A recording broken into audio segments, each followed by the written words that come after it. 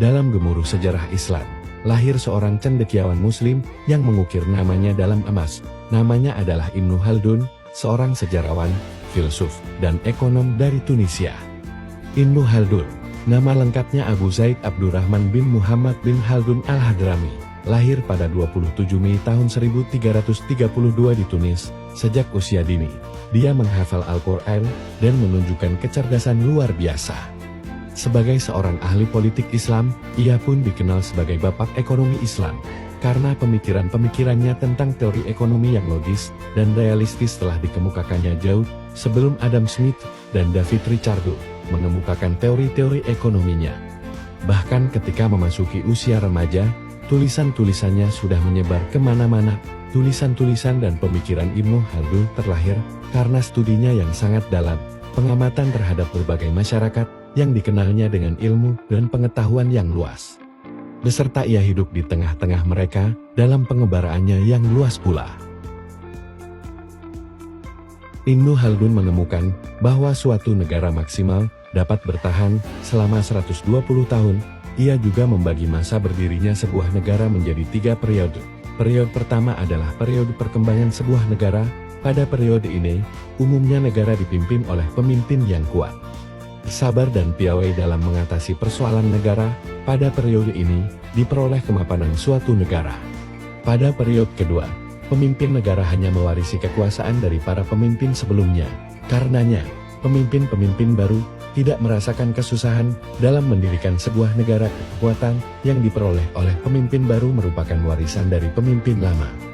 Pemimpin lama hanya menikmati kekuasaan yang diwariskan kepadanya. Pada periode ketiga, para pemimpin negara telah mendapatkan wilayah kekuasaan dalam negara. Mereka juga memperoleh harta dan jabatan penting di dalam negara. Para pemimpin negara pada periode ini cenderung memerintah dengan santai.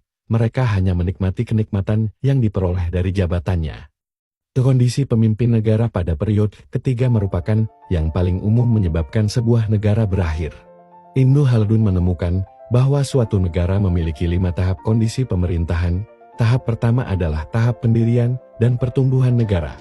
Para pendiri negara memiliki sifat fanatisme dalam perjuangan dan pertempuran dalam memperoleh kekuasaan.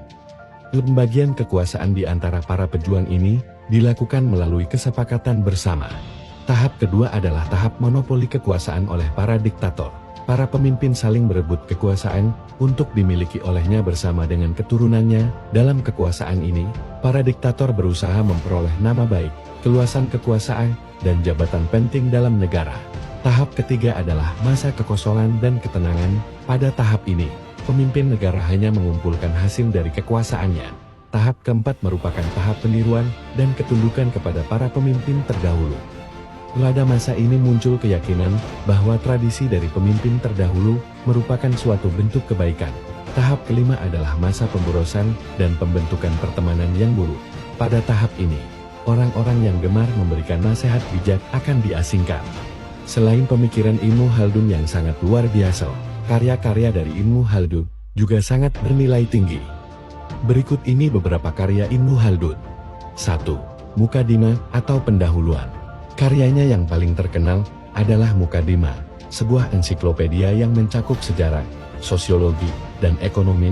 Dalam Mukadimah, Ibnu Khaldun memperkenalkan konsep-konsep seperti siklus peradaban, hukum sebab akibat, dan teori ekonomi.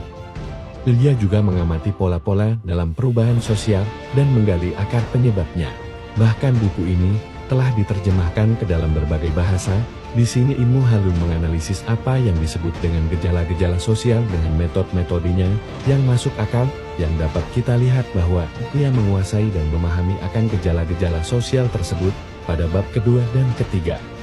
Ia berbicara tentang gejala-gejala yang membedakan antara masyarakat primitif dengan masyarakat modern dan bagaimana sistem pemerintahan dan urusan politik di masyarakat. 2. Pengamatan terhadap masyarakat. Ibnu Khaldun melakukan pengamatan mendalam terhadap berbagai masyarakat yang dikenalnya.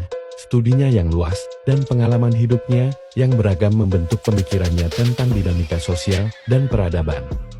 Ibnu Khaldun sangat meyakini bahwa pada dasarnya negara-negara berdiri bergantung pada generasi pertama pendiri, negara yang memiliki tekad dan kekuatan untuk mendirikan negara lalu. disusul oleh generasi kedua yang menikmati kestabilan dan kemakmuran yang ditinggalkan generasi pertama. Kemudian, akan datang generasi ketiga yang tumbuh menuju ketenangan, kesenangan, dan terbujuk oleh materi, sehingga sedikit demi sedikit bangunan-bangunan spiritual melemah dan negara itu pun hancur. Baik akibat kelemahan internal maupun karena serangan musuh-musuh yang kuat dari luar yang selalu mengawasi kelemahannya. 3. Bapak Sosiologi dan Ekonomi Islam. Ibnu Khaldun diakui sebagai bapak pendiri ilmu sosiologi dan ekonomi. Pemikirannya tentang teori ekonomi yang logis dan realistis telah dikemukakannya jauh sebelum Adam Smith dan David Ricardo mengemukakan teori-teori ekonomi modern. Karena pemikiran-pemikirannya yang brilian, Ibnu Khaldun dipandang sebagai peletak dasar ilmu-ilmu sosial dan politik Islam. Dasar pendidikan Al-Quran yang diterapkan oleh ayahnya menjadikan Ibnu Khaldun mengerti tentang Islam dan giat mencari ilmu selain ilmu-ilmu keislaman. Sebagai muslim dan penghafal atau hafiz Al-Quran, ia menjunjung tinggi kehebatan Al-Quran. Sebagaimana ia berkata, "Ketahuilah bahwa pendidikan Al-Quran termasuk syiar agama yang diterima oleh umat Islam di seluruh dunia Islam. Oleh karena itu pendidikan Al-Quran dapat meresap ke dalam hati dan memperkuat iman. Dan pengajaran Al-Quran pun patut diutamakan sebelum mengembangkan ilmu-ilmu yang lain."